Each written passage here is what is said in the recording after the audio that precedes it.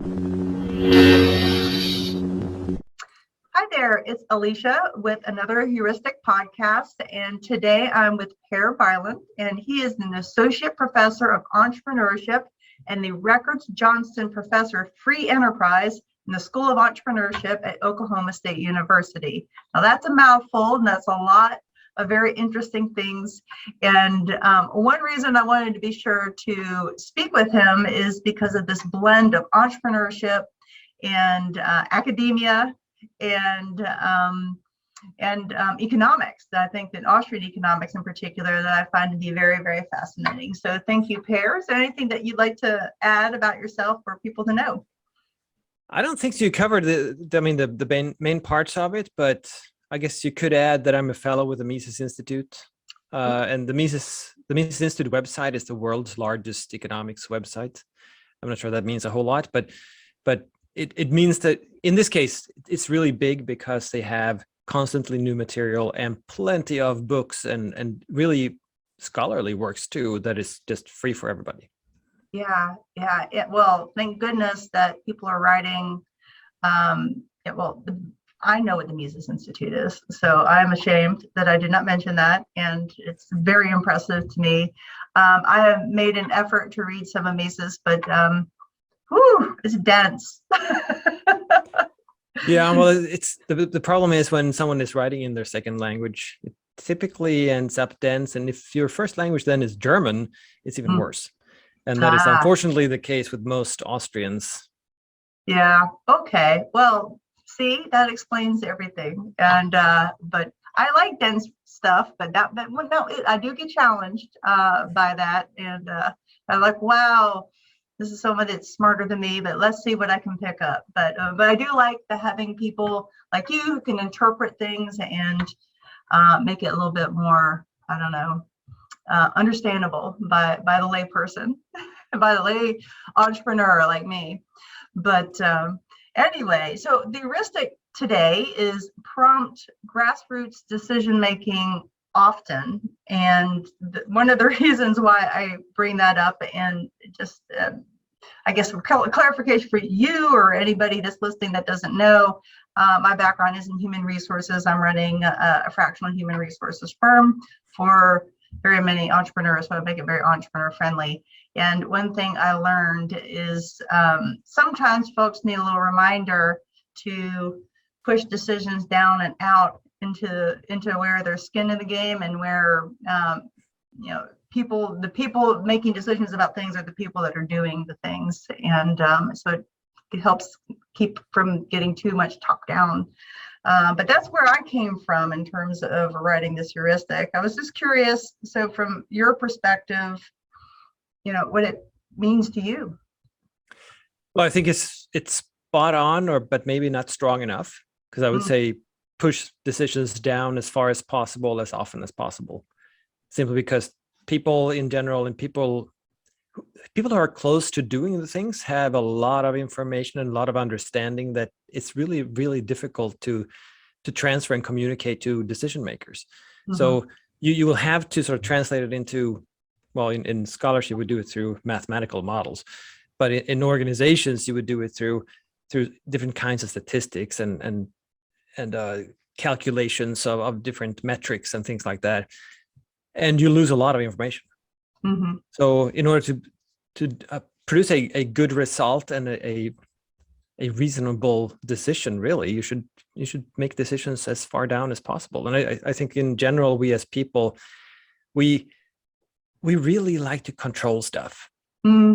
So we want to push things up, and then we want to make sure that we have things under control. And when I teach entrepreneurship, I talk to my students about that too, that as an entrepreneur, you don't want to let go, and you want to keep everything in-house, and you should hire another person whom you can use, even if it's just for part-time, whatever, but then you have that resource in-house and you can rely on it. Well, I mean, you're losing a lot of information too, and you're losing a lot of flexibility, because suddenly you have that person in-house and all the costs with that person being in-house, whether or not you use that person's skills. So it's usually better to just let go, and in this case, let the market mechanism, the price mechanism, be what coordinates resources instead. So buy the services from others and outsource as much as possible. Focus on where you contribute the most value. Yeah, I mean, entrepreneurs, and I've learned I'm more of an entrepreneur than an HR person by far. Anybody that knows me well realizes that. But, yeah, there is an element of this isn't getting done right. And so I want to control it and I want to do things differently. And I'm bootstraps. I've like, do this myself. Why would I want to? It's scary. It's scary to let go, and it's scary to take on an additional cost if you can't 100% forecast what the future brings. So I know that that's something that I feel, and I think a lot of entrepreneurs feel that as well. Yeah, of course, and entrepreneurs are the ones who bear all the uncertainty in the market. I mean, for them, they have all the skin in the game possible, right? So they could lose everything. So of course, bearing that uncertainty, and then, yeah, let's bear some more uncertainty. That's probably not at the very top of their list, right? They want to avoid uncertainty if they can. I mean, when you avoid uncertainty, you also avoid the potential to create value. And you also avoid the ability to be flexible and all of this stuff. So you lose a lot that you might not think about just because you want to control instead. And control always leads to a lot of waste and a lot of cost that is entirely unnecessary. Yeah.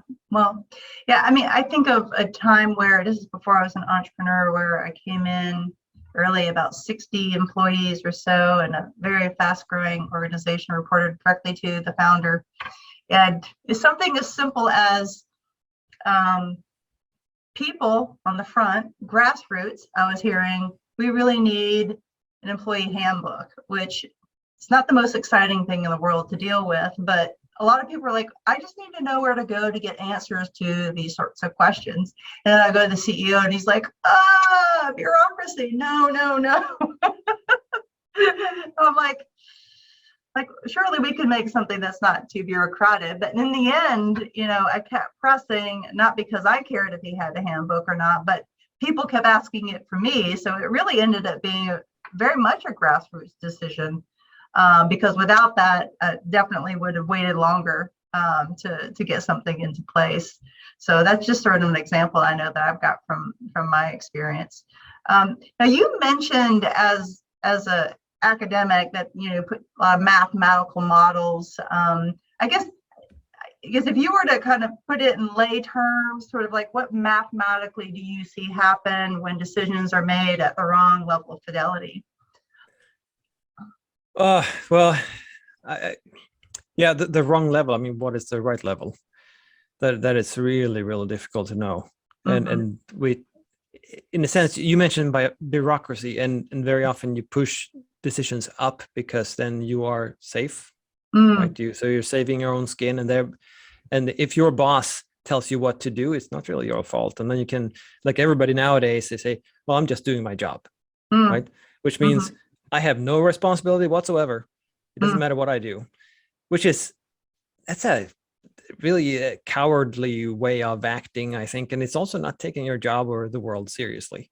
So I think instead we should probably take more responsibility, and management should encourage people to take as many decisions as possible, as close to customers as possible.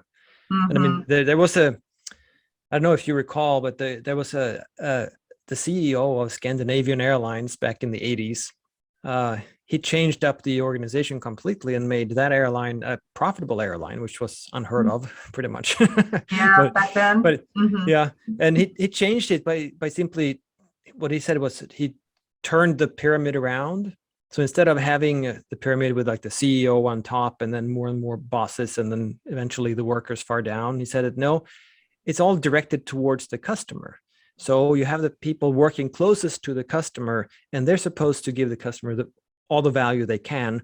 And then the first level managers, they're supposed to support those people providing value to the customers. And then the next level managers should support the first level managers, and so forth, right? Which I'm not sure if just adopting that model changes things a whole lot, but changing that mindset, thinking that no, it's the customer first, that puts the decision making so much closer to where the value is actually at, which is with the customer. Yeah. And it sort of clarifies the role of management too, because you pointed out at least reading between the lines, you pointed out that the difference between management and leadership. Yeah. Right. And management is sort of direction. You're pointing the way and everybody needs to follow. And it's basically followed by a punishment, right? If you don't do what the boss says, you're punished.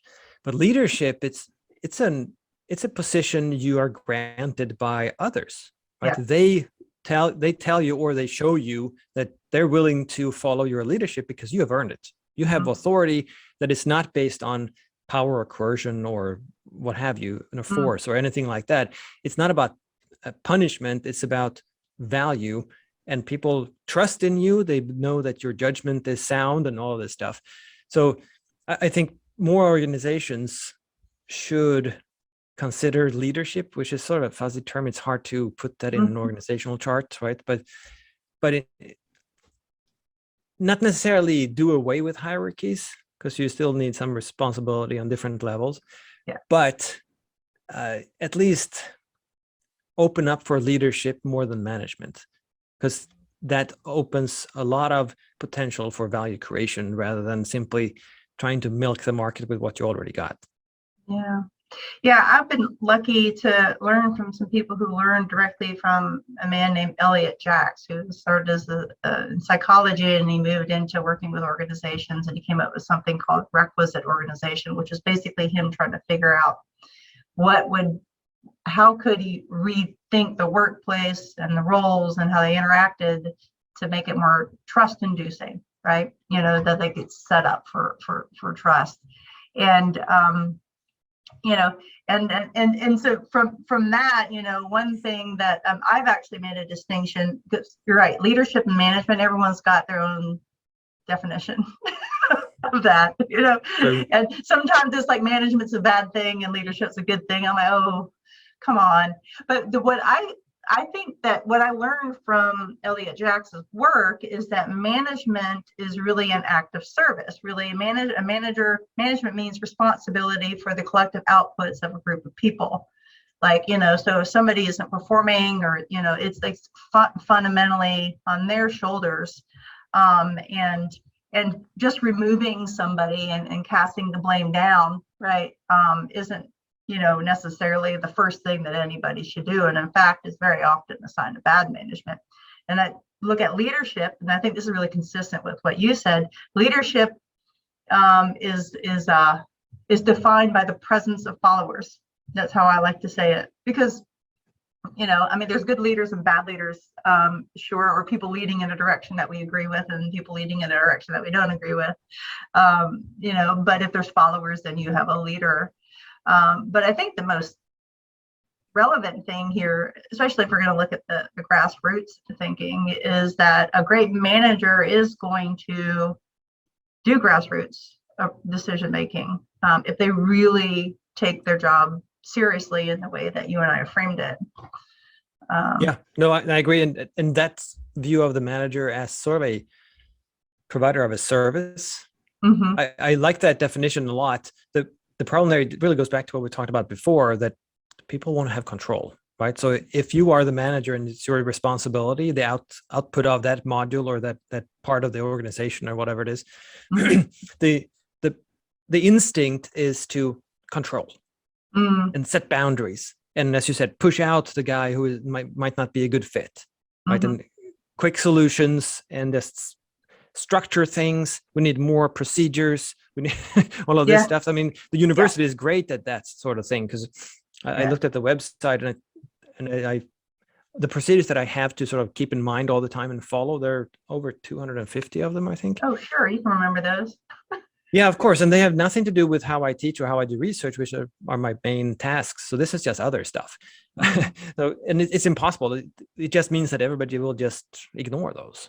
Right. So those procedures mean nothing at all, but then the university is safe because they can always say, oh, you didn't follow the procedure, that sort of thing.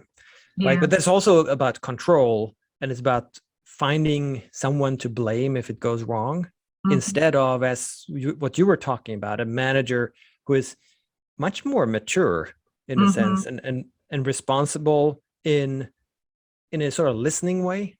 So instead of controlling and then excluding and blaming, what you do is say, no, okay, that that was my fault. I should have helped you. I should have supported you better.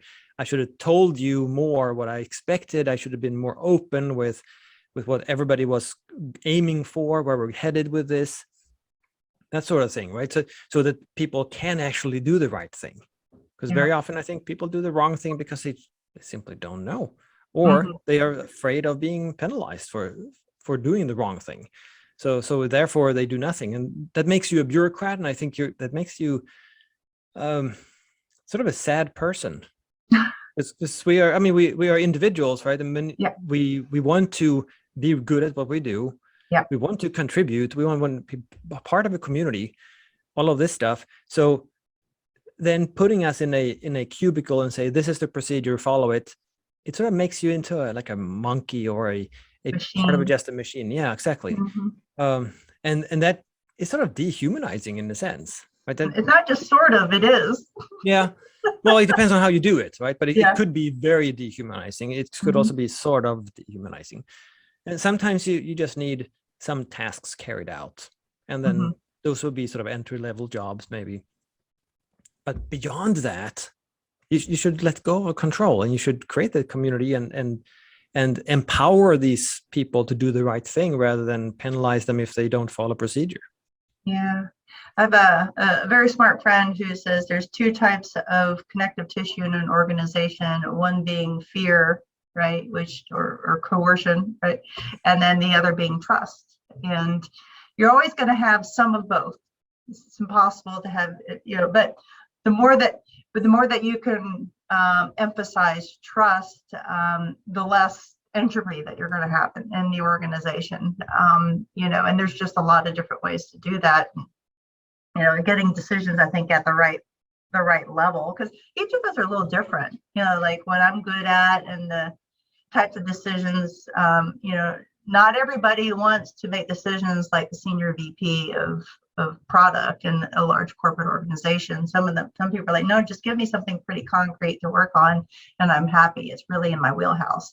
And so figuring out how to get those sorts of things set up actually helps get those decisions, I think, in the right place. And so Grassroots, I guess, depends on the audience a little bit, but you have to look at you have to look at each route, right? And see where can I plant this. I don't want to extend that analogy too long, but and that story about Scandinavian Airlines, like that, I read that somewhere, so that sounds really familiar, and it makes sense to me.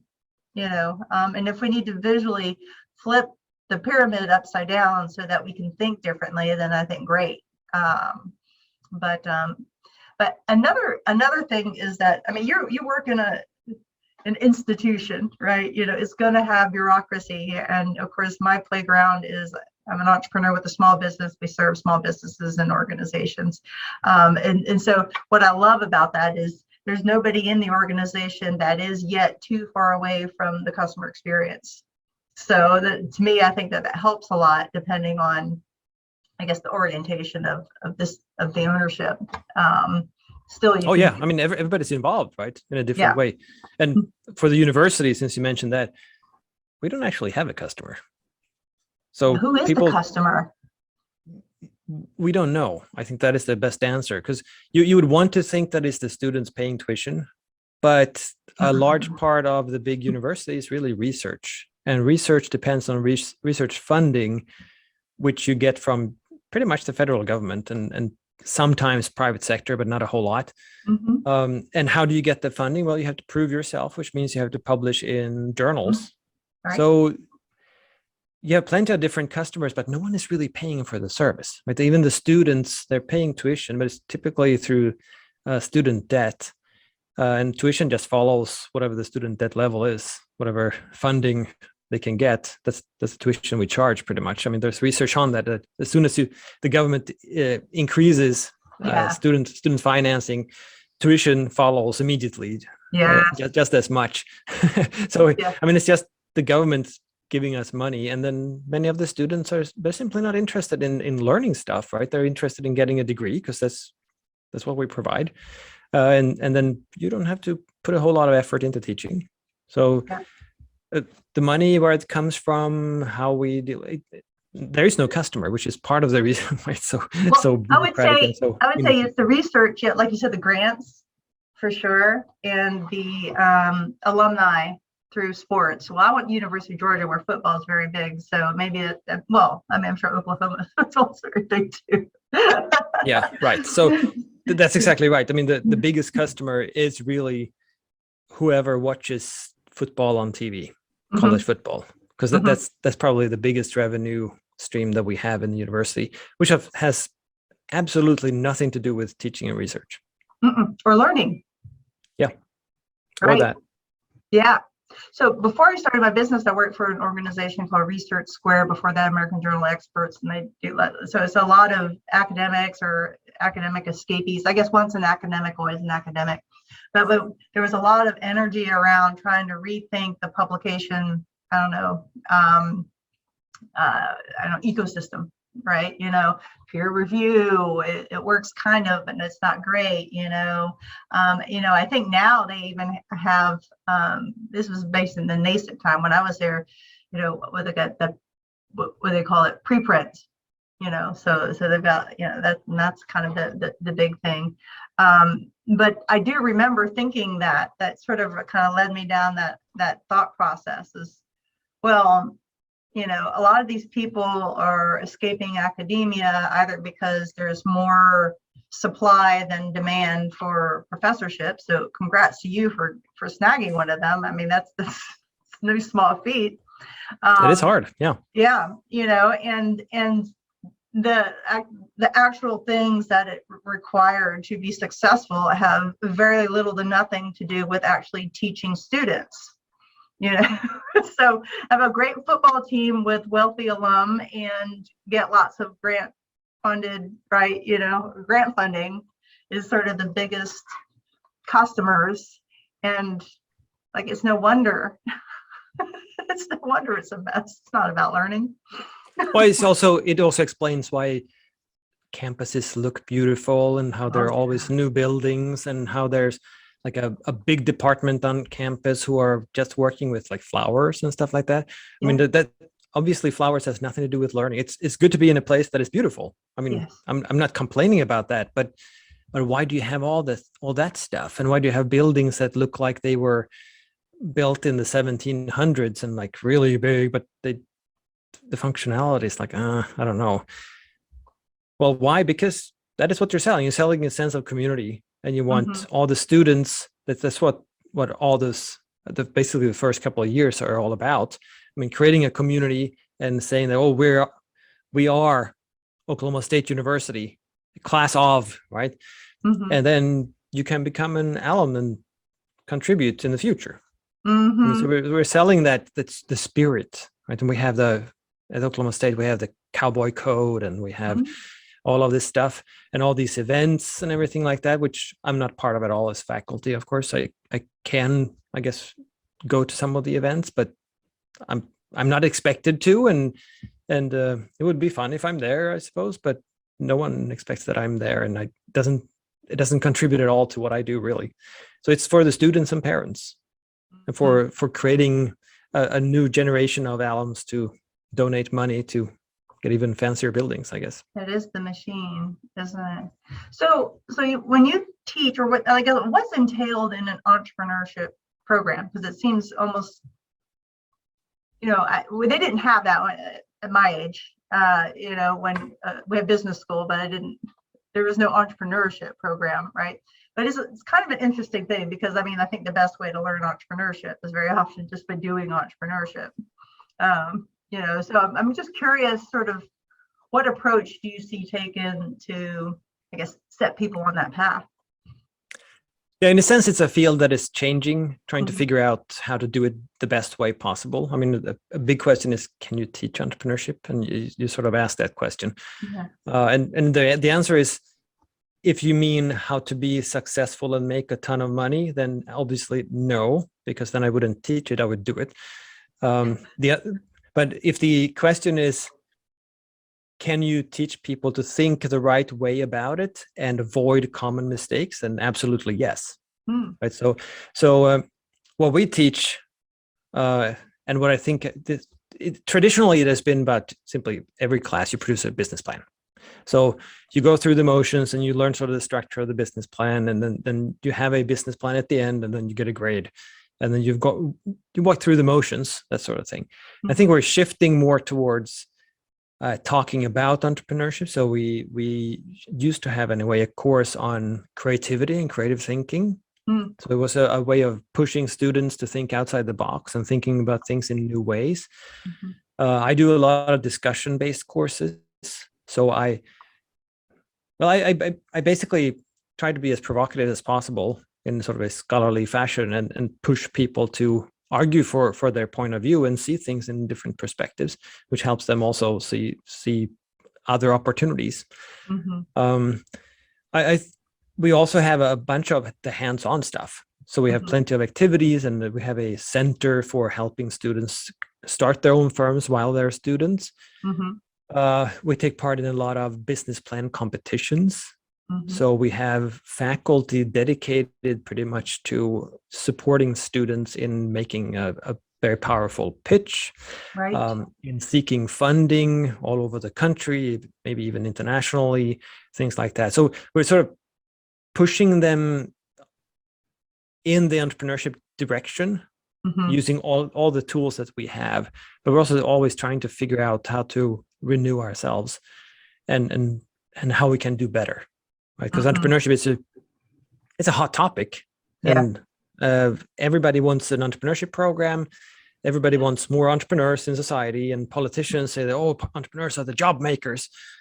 And I mean, what I teach my students is basically, well, create value, don't create jobs. I mean, if you can create the value with fewer jobs, then do it, because jobs are a cost, right? So don't create jobs for the sake of creating jobs. You're not in the charity business.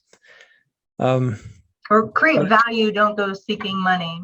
Like, the money will come if you create value. I mean, I think that's a mistake people make. Right, and that's where I can take a lot from Austrian economics, where they put the consumer's valuation at the very core. And what I teach my students all the time is that a lot of entrepreneurs make the mistake of thinking, I want to do this. And then they start calculating, how much does it cost to produce this thing? And then they add the profit markup and the profit margin. And then that's the price. And then they go out and try to sell it.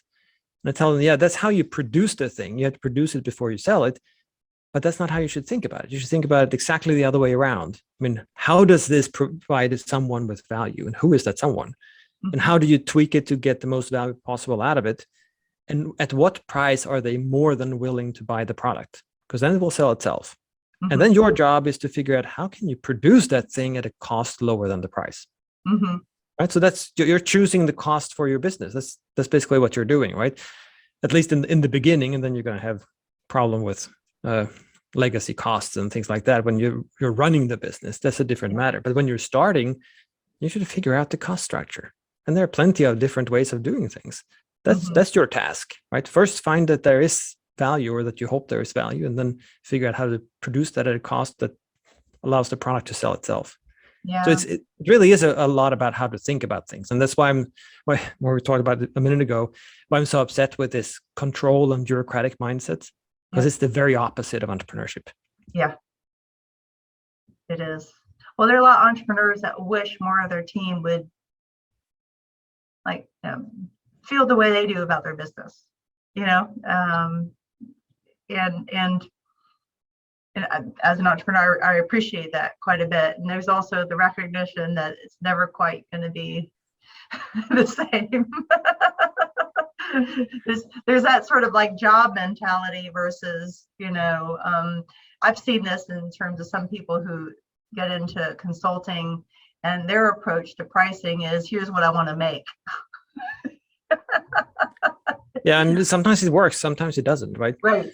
And I mean, even big businesses, I've written a couple of columns on the cost plus pricing method, which is exactly the wrong way to go about things. Even for old, mature businesses where they already have sort of a capital structure and everything. So Procter and Gamble, they're going to produce a new detergent or something. So they already have all the research, they already have the machines and all this stuff. So they will just add the profit margin, and that's it. Which means they're probably leaving a lot of money on the table. right? Or they're doing it wrong because they're not thinking of the value. They're just thinking about the gap or something like that. So I really hate the cost plus method. And unfortunately, that's a big thing when you teach MBA students.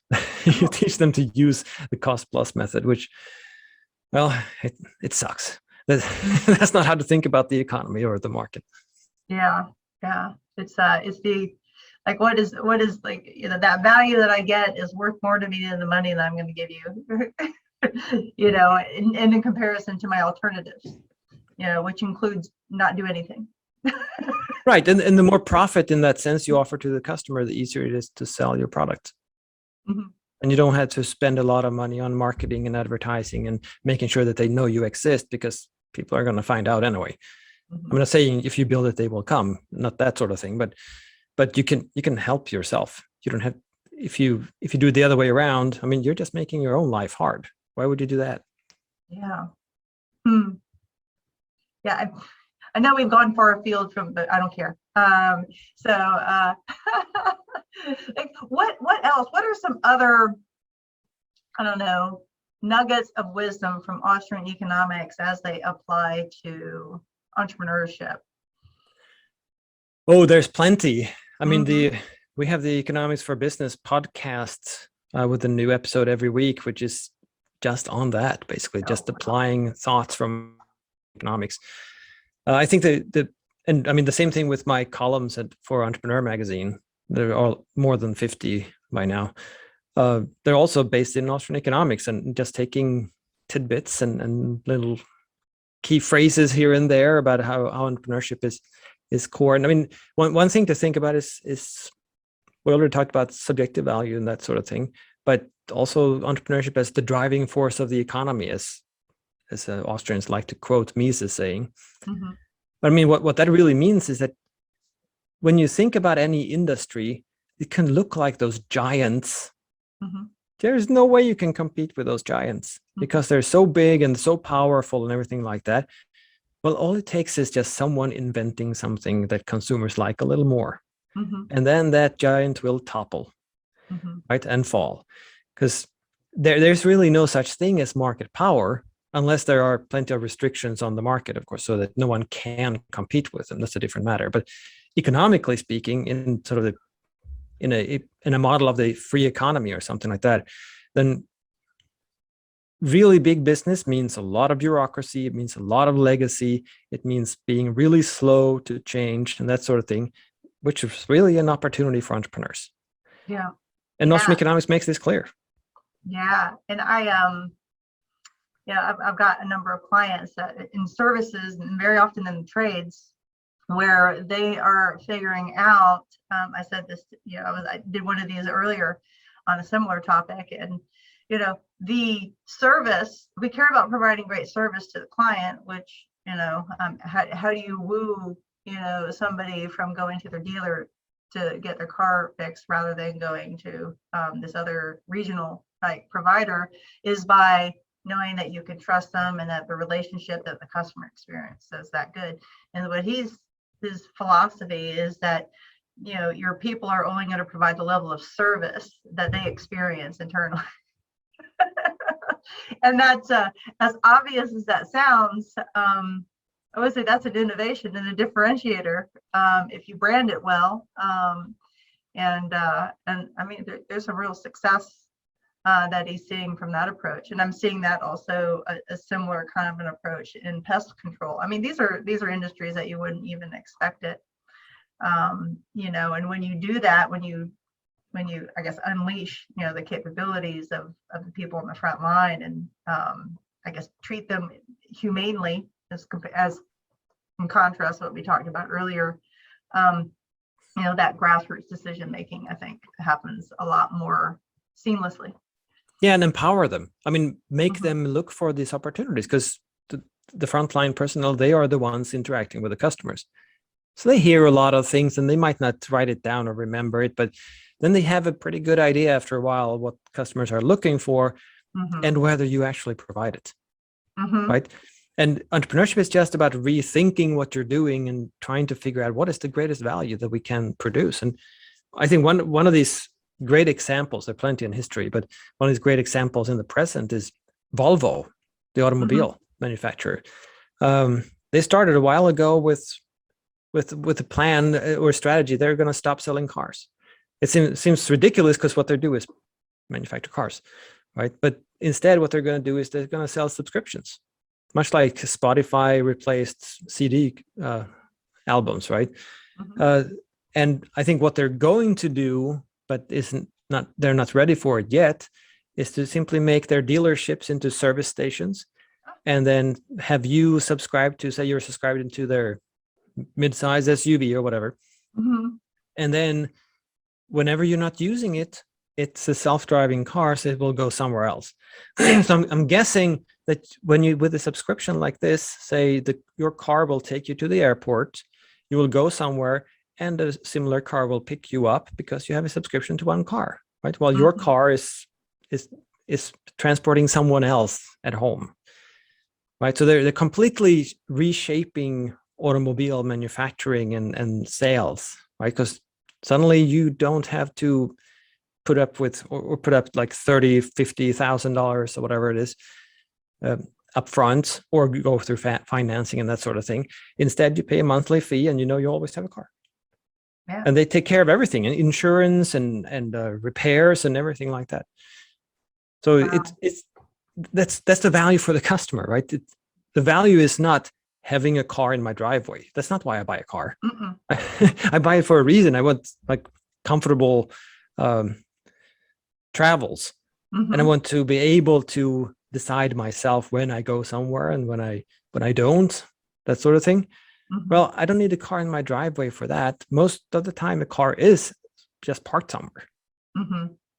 Yeah. So they just thought, well, with self-driving cars becoming a thing, and they put a lot of money into developing their own system for that, then how about we just, they're obviously so comfortable or with their quality level that they're like, well, why don't we just take full responsibility for this and save that trouble for all our customers? So they don't have to deal with insurance companies. They don't have to deal with repairs. They don't have to go to the repair shop where, like you mentioned, it might be one of those fancy repair shops where you get coffee, but they will oversell you like crazy. So they will find another dozen errors with your car, and they will basically do nothing, but they will charge you $1,500 for it, that sort of thing. Yeah. So instead of that, Volvo will just say, no, we'll take care of it. And in a while, the car will drive itself to us, or we will just come and pick it up or whatever and take care of it. So don't worry, you're in safe hands, that sort of thing, which is the value of that type of car. Yeah, it's enormous for a lot of people. Well, it's not the car that you're buying. It's like freedom of transportation and freedom of maintenance and the headaches of owning a vehicle. Right, exactly. It's your personal transportation. And if they can pull it off with self-driving cars, then it could be anywhere in the world. So you don't have to ship your car if you go to Europe or something for a month. You can just, whenever you get off the plane in Paris, there's your car picking you up. And you don't have to bother with maps or anything like that either. The car can just take you wherever you want to go. I mean, that sounds fantastic to me, and they're almost there. Yeah, well, I think things are getting a lot closer. I have a client who's got a Tesla, and he was telling me, so he had to take a car to a place to get fixed, and so he was using one of his organizations like vans to get to somewhere he needed to go, and he's like, oh my gosh, I'm so spoiled. Like, I don't remember how to change lanes without being guided through it. Like, I have to think, So I mean, obviously the technology is actually very, very advanced, and oh, absolutely. What's interesting with Tesla, I think they probably have the same goal as Volvo or something similar, but they're still selling the cars, right? They're not offering a subscription, which is a little bit odd. Maybe it's because they don't have enough of a infrastructure for replacing batteries and things like that, maybe, but I'm sure they're aiming for it. I mean, Elon Musk, and I mean, like yes, large organizations can be good at a variety of things, but I find that they're most good at a particular thing, and then they're secondarily good at other things and probably bad at other stuff. And I think fundamentally Tesla is an engineering, almost like a geeks, right? You know, like the cool factor is owning this thing that can do all sorts of like the coolest, best, most interesting things is like the pitch. It's not so much the Volvo pitch, which is like freedom for like, you know, convenient transportation, safety, and freedom from headaches, right? It's just, it's a different orientation. Even if a lot of the solutions might look the same, they're not necessarily creating the same exact value proposition. Right. And I mean, businesses should have different business models playing off of the strengths they have and things like that. But I mean, the business model can be your superpower in a business, and it should be. It should be.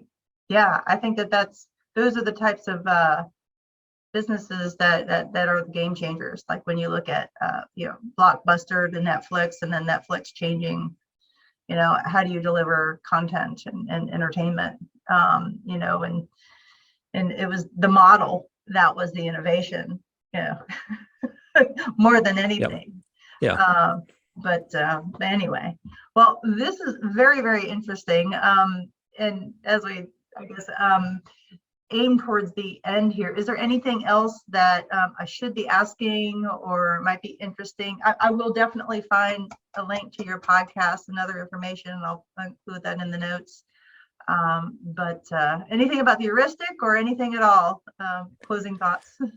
I'm not sure. I mean, I think it makes sense to always think about your customer. I mean, we talked about it in terms of business, but I think it makes sense in your personal life as well. I mean, the best in a market setting and in the social setting, the best way to serve yourself is to serve others. I mean, you get more back by providing more to others.